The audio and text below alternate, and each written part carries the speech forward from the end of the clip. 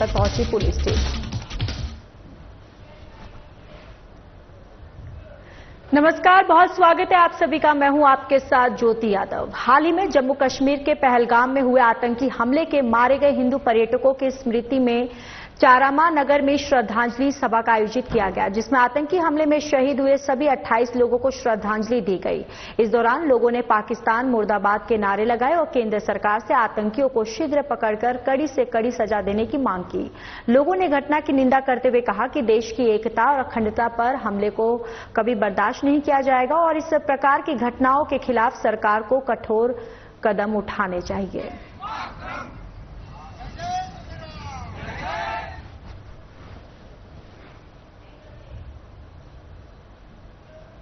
मनेंद्रगढ़, चिरीमिरी, भरतपुर जिले में साधना plus news के खबर का असर देखने को मिला है। आपको बताते चले कि सामुदायिक स्वास्थ्य केंद्र मनेंद्रगढ़ में इलाज कराने आए लोगों से इलाज के नाम पर 1300 रुपए की मांग की गई थी, जिसकी शिकायत पर मुख्य चिकित्सा अधिकारी ने मामले को संज्ञान में लेते हुए स्वचक श्याम कुमार को निलंबित कर दिया है।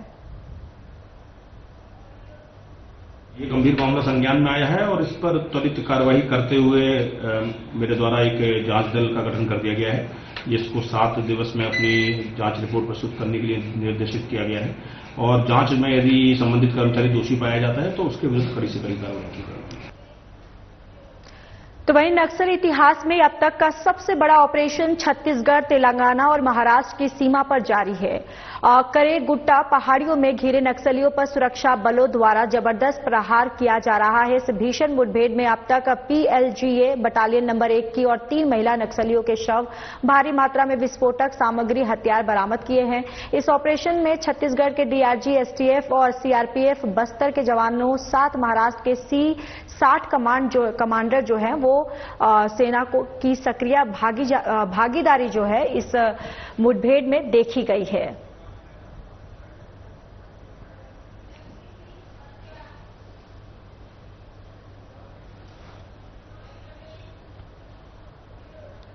लगभग 1 माह पूर्व महासमुंद जिले के सिंघोड़ा क्षेत्र के शिशुपाल पर्वत पर एक अज्ञात महिला की शव पुलिस ने बरामद कर ली है, जिसकी पहचान खीरबाई मानिकपुरी के रूप में हुई है। बलौदा पुलिस ने मामले में मर्ग कायम कर मामले को जांच में लिया था। पुलिस को जांच में ये पता चला है कि खीरबाई मानिकपुरी की शादी 4 साल पहले भोजराम मानिकपुरी सरायपाली निवासी से हुई थी। शादी के 3 साल बाद दोनों लगभग पिछले 1 साल से अलग रह रहे थे। पति पत्नी के बीच विवाद की वजह चरित्र पर संदेह थी और पुलिस का कहना है कि 7 मार्च को भोजराम मानिकपुरी अपनी पत्नी खीरबाई मानिकपुरी को अपने मोटरसाइकिल में बैठाकर शिशुपाल पर्वत लेकर आया और पहाड़ के ऊपर लेकर गया, जहां दोनों के बीच साथ रहने को लेकर विवाद हुआ और भोजराम मानिकपुरी ने अपनी पत्नी को पहाड़ से धक्का देकर हत्या कर मौके से फरार हो गया। पुलिस ने कॉल डिटेल है और मोबाइल के लोकेशन से संदेह के आधार पर आरोपी पति से पूछताछ की। पुलिस के पूछताछ में भोजराम मानिकपुरी ने पत्नी की हत्या करना स्वीकार कर लिया। 22 मार्च 2025 को थाना बलौदा पुलिस को सूचना प्राप्त हुई थी कि शिशुपाल पर्वत में झरने के नीचे किसी अज्ञात महिला की लाश है, जिस पर पुलिस घटनास्थल पहुंची थी और उनके द्वारा घटनास्थल निरीक्षण करके क्योंकि बॉडी डिकम्पोज स्थिति में थी तो वो जब्ती करके डॉक्टरी परीक्षण भेजा गया था और जिसपे हमारे द्वारा जब जांच की गई तो उसमें ये तथ्य प्रकाश में आया कि जो अज्ञात महिला है वो खीरबाई मानिकपुरी नाम की महिला है, जो मानिकपुरी थाना सरायपाली क्षेत्र की है और जो अपने 4 वर्ष पूर्व जिसका विवाह हुआ था जलपुर के भोजराम मानिकपुरी नामक व्यक्ति से और उनके बीच आपस में वादियात होने से जो मृतिका है खीरबाई वो अपने मायके में अपने माता के साथ में रह रही थी और 25 तारीख को जो है महिला जो है वो अपने घर से निकली थी और वो काम धाम करती थी। जब में ये तथ्य प्रकाश में आया कि जो उसका पति जो भोजराम मानिकपुरी है और जो मृतिका है उसके बीच में घटना दिनांक जो है उस दिन आपस में दोनों के बीच में वादविवाद हुआ था, तब जो उसका पति है भोजराम मानिकपुरी उसके द्वारा वादविवाद के दौरान मृतिका को धक्का देकर उसकी घटना का उत्तर दी गई थी। शिवपुरी जिले के पिछोर में आज सुबह 11 बजे के लगभग ठाकुर बाबा कॉलोनी में मनोज सागर पुत्र भागचंद सागर के मकान पर आसमान से एयरफोर्स के जेट से कोई भारी धातु की वस्तु गिर गई, जिससे बाहर के 2 कमरे क्षतिग्रस्त हो गए। वहीं आपको ये भी बताते चले कि घर में 4 सदस्य थे, जो कि सभी सुरक्षित हैं। हालांकि मौके पर पुलिस और प्रशासन की टीम मौजूद है। और देखिए, ये तस्वीरें भी आपको दिखा रहे हैं, जहां पर ये शिवपुरी की तस्वीर है, जहां घर पर अचानक विमान से एक भारी धातु जो है गिरने की वजह से घर जो है वो पूरी तरह से क्षतिग्रस्त हो गया है। तस्वीरों में भी आप देख सकते हैं कि घर, ये जो कमरे हैं वो किस तरीके से क्षतिग्रस्त हो गए हैं, सारा सामान इधर बितर हो गया है। और आपको बताते चले कि एक भारी धातु गिरने की वजह से ये हादसा जो है वो हुआ है। गनीमत रही कि इस पूरे हादसे में कोई भी जान माल का खतरा नहीं हुआ। किशोर में ठाकुर बाबा कॉलोनी में मनोज सागर जी के मकान पर आसमान से एयरफोर्स के विमान से कोई धातु जैसी वस्तु गिरी, जिससे उनके 2 कमरे क्षतिग्रस्त हुए हैं। घर में 4 सदस्य थे जो सुरक्षित हैं। पुलिस एवं प्रशासन की टीम मौके पर तत्काल पहुंच गई थी एवं ग्वालियर एयरबेस को इसकी सूचना दी गई है।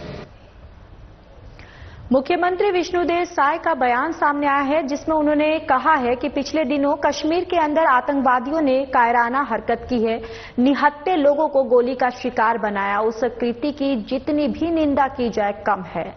हम उसकी घोर निंदा करते हैं। उसमें देश के साथ साथ छत्तीसगढ़ में भी अपने बेटे को खोया है। सीएम ने विनम्र श्रद्धांजलि अर्पित करते हुए कहा कि उनका ये बलिदान व्यर्थ नहीं जाएगा, इसका खामियाजा पाकिस्तान को भुगतना पड़ेगा। इसके साथ ही सीएम ने आतंकी हमले में शहीद दिनेश की स्मृति में रायपुर के अंदर किसी एक रोड या चौक को उनके नाम से रखे जाने की बात कही है।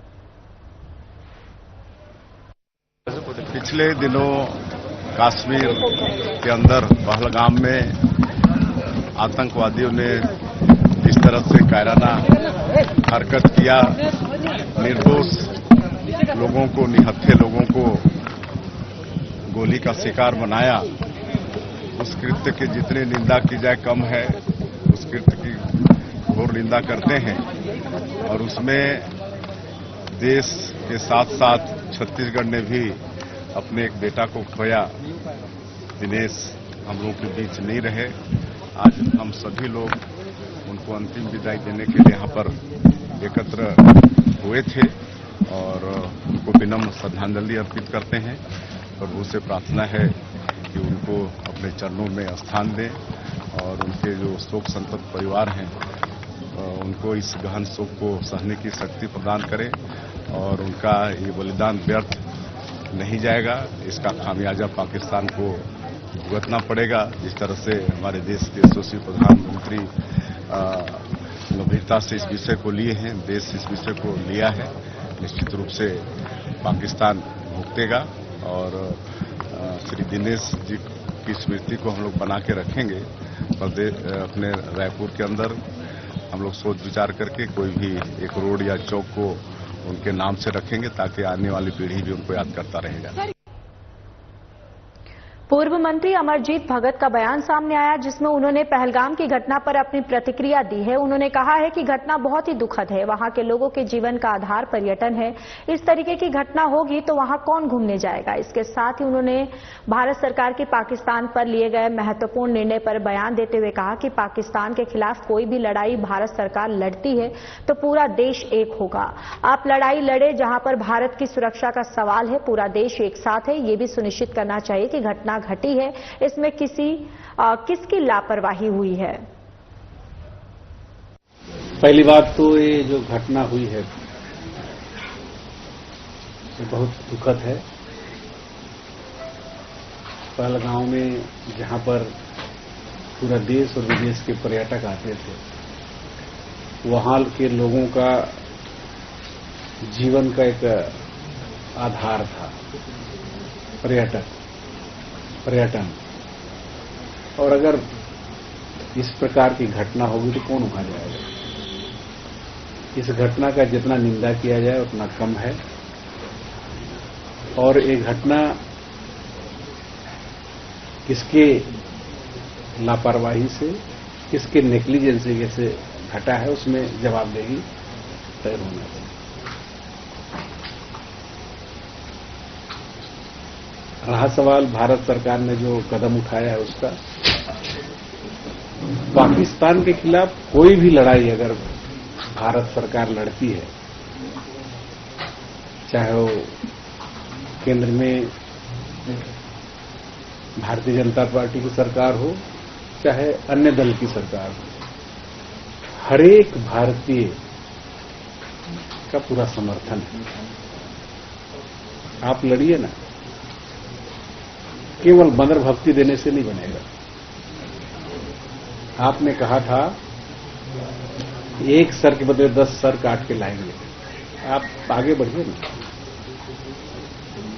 पूरा देश एक साथ है। जहां पर भारत की सुरक्षा की बात है, कोई भी उस पर अगर आंच आएगी तो दलगत राजनीति से उठ करके पूरा देश के नागरिक हैं। लेकिन ये भी तय होना चाहिए कि वहां जो घटना घटी है, सुरक्षा व्यवस्था नहीं रहने की वजह से उसके लिए जिम्मेदार है, ये भी तय होना चाहिए। एक्चुअल आपको क्या लगता है वहां पे भाई में जिनसे शांत हैं, फिर अचानक वहां पर आतंकवादी आ गए, हमला हो गया, कौन है इसके लिए जिम्मेदार, कौन सी परिस्थिति है इसके लिए जिम्मेदार? एक आप स्लोगन पढ़े होंगे ना कि सावधानी हटी और दुर्घटना घटी, ये वही चीज है कि वो रेड जोन है, वहां पर सुरक्षा का पुख्ता इंतजाम होना चाहिए। वो सेना के नियंत्रण वाला क्षेत्र है। इसके बाद भी घटना कैसे घटी, क्यों सुरक्षा वहां नहीं था, किसकी लापरवाही थी, उसकी जवाबदेही तय होगी। मुख्यमंत्री विष्णुदेव साय ने आज राष्ट्रीय पंचायत राज दिवस के अवसर पर अटल डिजिटल सुविधा केंद्र का वर्चुअल शुभारंभ किया है। इस अवसर पर उन्होंने जल संरक्षण को बढ़ावा देने के लिए मोर गांव मोर पानी महाअभियान को सफल बनाने का आह्वान किया। इस मौके पर उप मुख्यमंत्री विजय शर्मा, मुख्यमंत्री सचिव पी दयानंद चंद और नंद और पंचायत और ग्रामीण विकास विभाग के अधिकारीगण उपस्थित रहे।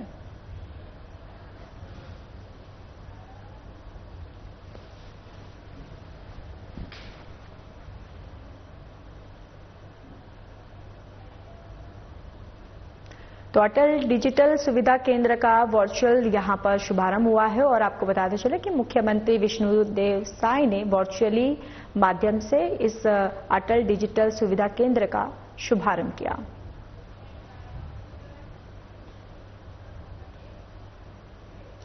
तो वहीं जम्मू कश्मीर के पहलगाम में हुए आतंकी हमले में 27 लोगों की मौत हो गई, जिसमें छत्तीसगढ़ के कारोबारी दिनेश मिरानिया भी गोली का शिकार हुए। कल देर रात उनका पार्थिव शरीर राजधानी रायपुर लाया गया, जहां आज उनकी अंतिम यात्रा निकाली गई, जिसमें मुख्यमंत्री विष्णुदेव साय, राज्यपाल रामेन डेका समेत विधानसभा अध्यक्ष डॉक्टर रमन सिंह भी उपस्थित हुए। साथ ही बड़ी संख्या में बीजेपी कार्यकर्ता और दिनेश मिरानिया के परिजन उपस्थित रहे। दिनेश मिरानिया की शव यात्रा समता कॉलोनी स्थित निवास से मारवाड़ी शमशान घाट तक लाया गया, जहां मुख्यमंत्री विष्णुदेव साय और उप मुख्यमंत्री विजय शर्मा ने शव को कंधा दिया। पहलगाम में जो है आतंकी हमला हुआ, 25 जो इसमें लोग हैं वो मारे गए। आतंकी हमला हुआ था और यहाँ पर जो है राजधानी रायपुर से जो एक कारोबारी है उसकी भी जो है गोलीबारी में मौत हो गई है। तो इस वक्त हम जो है राजधानी रायपुर के शमशान घाट में मौजूद है और उनकी जो अंतिम यात्रा है वो उनके जो निवास स्थल है समता कॉलोनी, वहां से निकाली गई थी। और आपको बता दें कि यहाँ पर जो है अंतिम यात्रा आप देख सकते हैं कि निकाली गई है और बड़ी संख्या में जो लोग हैं वो यहाँ पर पहुंचे हुए हैं।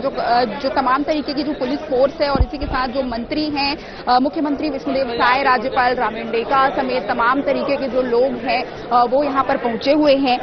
जो विधानसभा अध्यक्ष है डॉक्टर रमन सिंह, वो भी यहाँ पर मौजूद हैं और तमाम तरीके की जो है अंतिम विदाई देने के लिए लोग उन्हें पहुंच रहे हैं। आपको बता दें, कारोबारी दिनेश जो है यहाँ पर अंतिम संस्कार में उन्हें अंतिम संस्कारों का किया जा रहा है और बड़ी संख्या में जो दिनेश मिरानिया के जो परिजन हैं और इसके साथ ही उनके जितने भी चाहने वाले थे वो सभी यहाँ पर पहुंचे हुए हैं। बड़ी संख्या में पुलिस फोर्स है क्योंकि ये काफी ज्यादा बड़ी जो घटना है पुलवामा हमले के बाद जो है जो इस तरीके के जम्मू कश्मीर के पहलगाम में एक घटना सामने आई है, तो इस तरीके की जो घटना हुई है उसमें जो छत्तीसगढ़ का जो कारोबारी है वो मारा गया है, उन्हें जो है उनके परिवार से भी जो मुख्यमंत्री विष्णुदेव साय हैं वो भी कुछ देर पहले मिलने पहुंचे हुए थे और इसी के साथ जो है अंतिम यात्रा उनकी निकाली गई। समता कॉलोनी से लेके जो मारवाड़ी शमशान घाट है वहां तक जो ये अंतिम यात्रा है वो निकाली गई है। आप देख सकते हैं मुख्यमंत्री विष्णुदेव साय समेत जो है उप मुख्यमंत्री विजय शर्मा भी यहाँ पर पहुंचे हुए हैं और तमाम जो मंत्रीगण हैं, विधायक हैं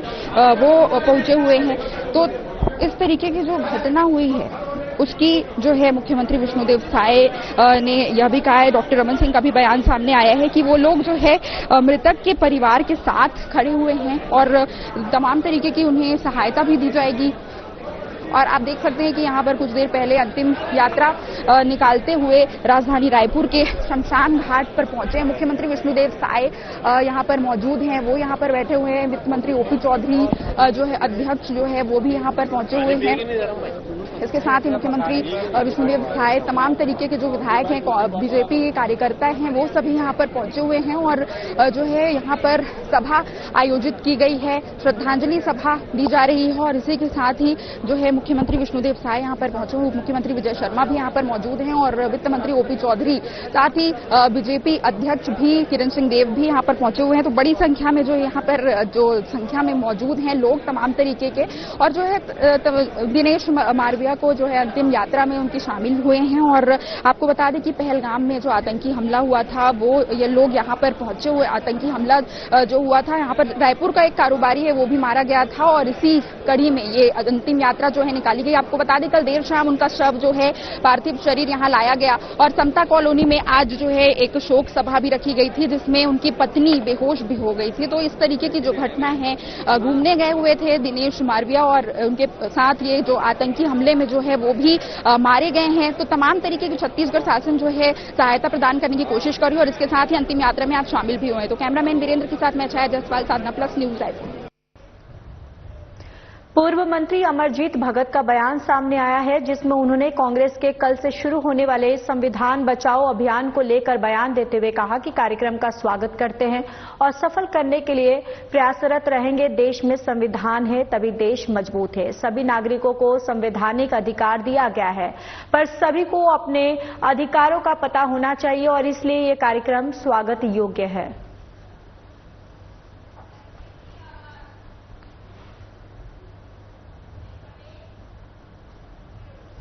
महासमुंद जिले के तुमगांव नगर पंचायत के आज सैकड़ों ग्रामीणों ने प्रधानमंत्री आवास की मांग को लेकर जिला कलेक्टर कार्यालय पहुंचे थे। ग्रामीणों ने कलेक्टर को ज्ञापन सौंपकर सरकारी जमीन पर प्रधानमंत्री आवास योजना का लाभ देने की मांग की। आपको बताते चले कि जिला कलेक्टर कार्यालय से 12 किलोमीटर दूर नगर पंचायत तुमगांव है जहां एक ग्रामीण भाटापारा में जंगल की भूमि और सरकारी राजस्व भूमि पर निवास कर रहे हैं, जहां से 1200 ग्रामीणों ने प्रधानमंत्री आवास के लिए फॉर्म भरा था जिसे अपात्र घोषित कर योजना का लाभ नहीं दिया गया है। ग्रामीणों के साथ नगर पंचायत के अध्यक्ष बलराम कांत साहू, पार्षद चोवा राम और टांडेकर ने बताया है कि प्रधानमंत्री आवास योजना का लाभ सभी ग्रामीणों को मिलना चाहिए। तुमगांव में सभी ग्रामीण पात्र हैं और जिला कलेक्टर से सरकारी जमीन पर प्रधानमंत्री आवास योजना लाभ देने की मांग की गई है।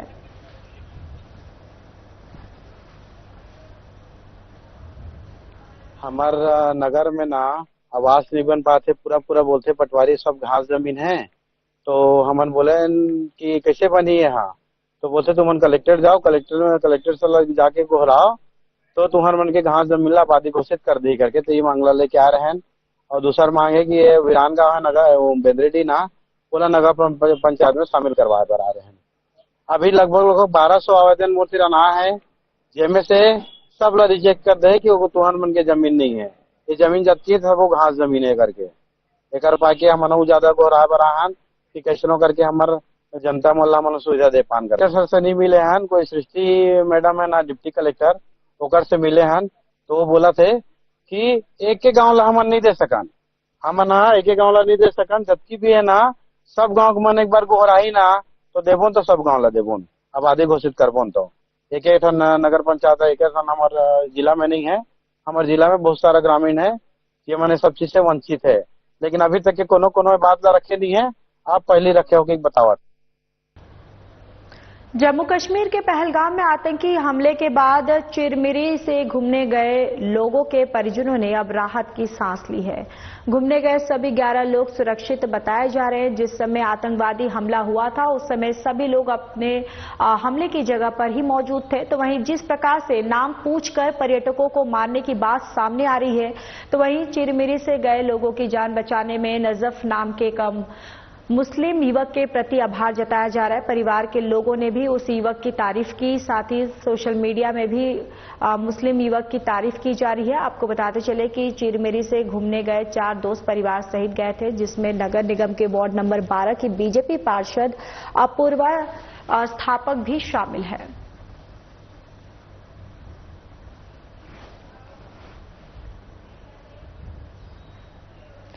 मनेंद्रगढ़ जिले ग्राम पंचायत बिछलिया टोला में अवैध रेत उत्खनन का मामला तूल पकड़ता जा रहा है। उप सरपंच ऋषभ तिवारी ने सरपंच पति और रेत ठेकेदार प्रशांत शुक्ला पर अवैध रेत उत्खनन को बढ़ावा देने का गंभीर आरोप लगाया है।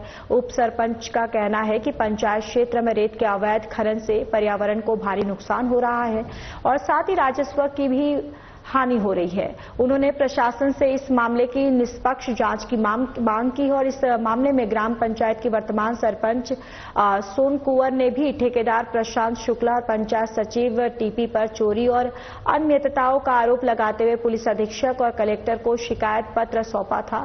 उन्होंने आरोप लगाया कि ग्राम पंचायत के अधिकार क्षेत्र में नियमों को ताक पर रखकर रेत की खुदाई की जा रही है, जिसको लेकर स्थानीय नागरिकों में भी आक्रोश है।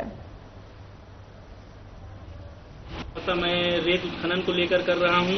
हमारे ग्राम पंचायत बिछिया टोला में प्रशांत शुक्ला द्वारा अवैध रेत उत्खनन किया जा रहा है और इसकी शिकायत मैंने खनिज अधिकारी को की, कलेक्टर महोदय को की, एसपी महोदय को भी की और इसकी सूचना मैंने थाने पर भी की। आप बिछिया टोला में किस पद में हैं? मैं बिछिया टोला में उप सरपंच हूँ और इसकी शिकायत मैंने खनिज अधिकारी के पास की। उनके द्वारा कोई कार्रवाई नहीं किया जा रहा है।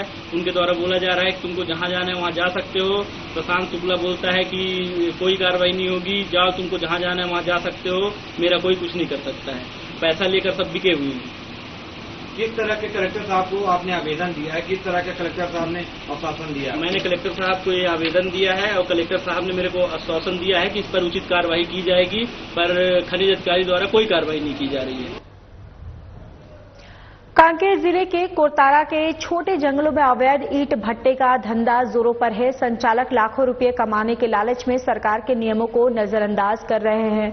ईंट ढुलाई के काम में नाबालिग बच्चों से मजदूरी कराई जा रही है, जो बाल श्रम कानून का उल्लंघन है। इस अवैध कारोबार से पर्यावरण को भी काफी एक गंभीर नुकसान हो रहा है। हरे भरे पेड़ों की अंधाधुंध कटाई कर ईंट पकाने में इस्तेमाल किया जा रहा है। प्रशासन की चुप्पी इस पूरे मामले पर सवाल खड़े कर रही है।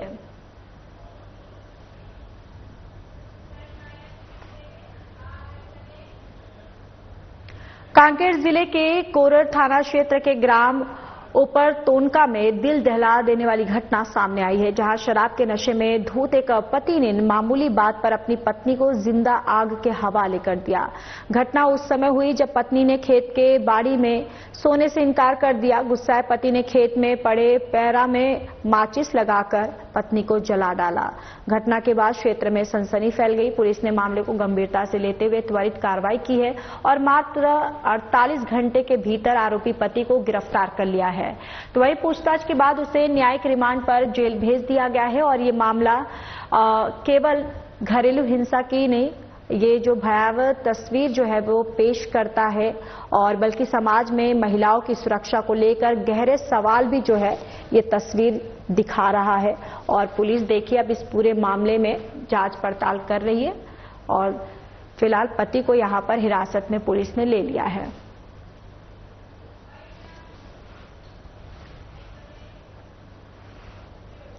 चलिए इस बुलेटिन में इतना ही। बाकी देश और दुनिया की तमाम बड़ी खबरों के लिए जुड़े रहिए हमारे साथ। नमस्कार।